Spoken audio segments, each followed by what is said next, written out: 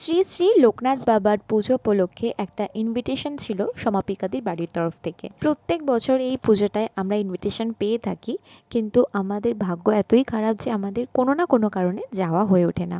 কিন্তু এই বছর আমি আর দিদি প্রতিশ্রুতি নিয়েইছি যে যাবই, যেমন করে হোক। যে লেভেলের গরম পড়েছিল, এখানে ঢুকেই প্রথমে ঠান্ডার কিছু খুঁজছিলাম, তারপর একটু আইসক্রিম খেয়ে নেওয়ার পর আমরা ঝটপট ডিনারের দিকে বসে গেলাম, কারণ আমাদের একটু বেরোনোর প্ল্যান ছিল।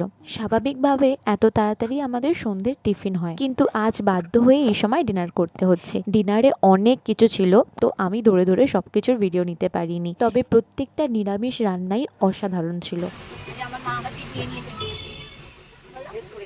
ব্যাস বাড়ি এসেই ড্রেস চেঞ্জ করে বেরিয়ে পড়লাম।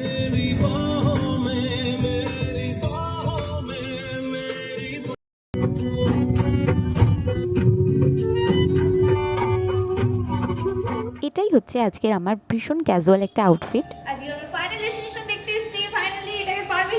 এর আগে আমরা একবার এসেছিলাম ফাইনাল ডেস্টিনেশন দেখার জন্য, কিন্তু আমার মাকে যেহেতু দেখাবো বলেছিলাম, তো তার জন্য আবার আমাদের আসতে হলো। আর ওই যে বোনকে দেখলে, ওর জন্য আসা, কারণ ও এখনো 18+ হয়নি। এই মুভির যা সিন, একটা কিছু ছাড়লেই তো কপিরাইট দিয়ে দেবে, তাই জন্য কোনো রকম ক্লিপস না নিয়ে মুভি শেষে বাড়ির দিকে বেরিয়ে পড়লাম।